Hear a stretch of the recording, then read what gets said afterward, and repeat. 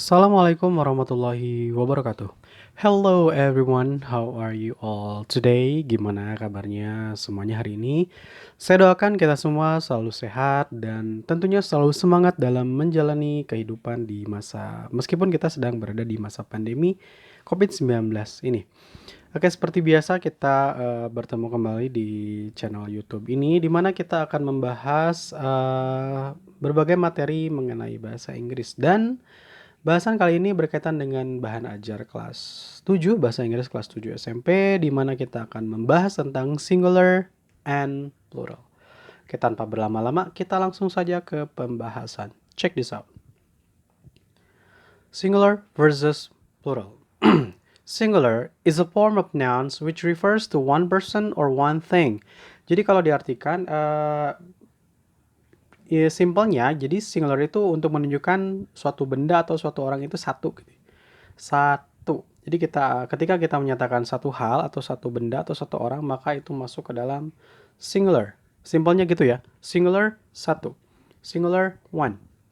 Singular, single. Jomblo, gitu ya. Okay, next. Plural.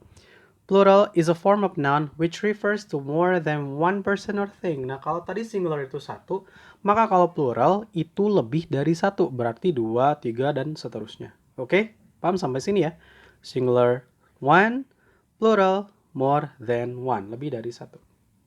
Oke. Next. Singular. Ya, untuk menyatakan singular itu cukup kita membubuhkan kata a atau n. Untuk pembahasan a atau n itu kalian bisa cek di video sebelumnya ya. Ada pembahasan mengenai artikel, silakan dicek di situ ada. Oke, contoh. A book, an eraser, okay, a person, a student, a man, a woman, a tiger, an elephant. Oke, seperti itu ya. Jadi kalau satu itu cukup kita membubuhkan a atau n. Oke. Next. Plural untuk singular cukup mudah ya, cuman gitu aja. Untuk plural, untuk menyatakan plural biasanya kita membubuhkan akhiran s di ujung katanya ya. Jadi ada akhiran s-nya gitu untuk menandakan bahwa ini jamak atau plural, lebih dari satu.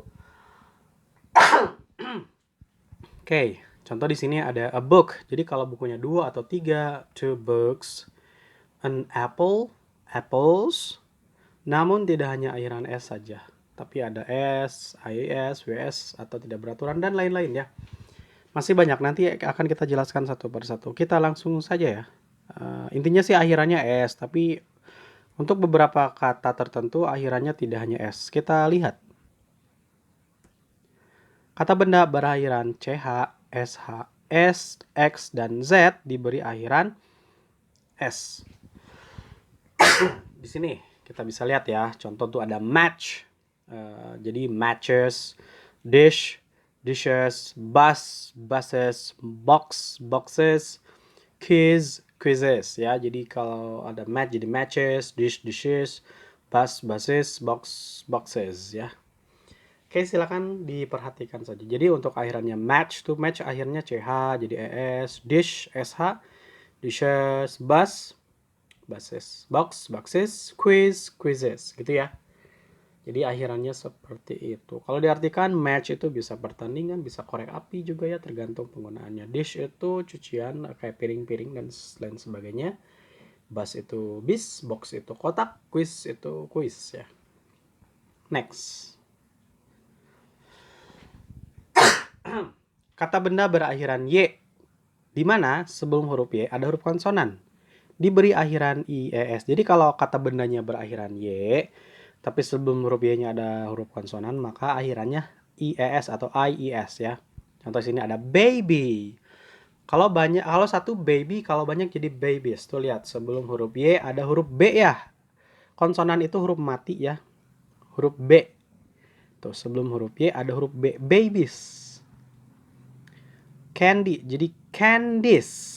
Tuh, sebelum huruf Y ada huruf D. Terus ada city, cities gitu ya. Sebelum huruf Y ada huruf T.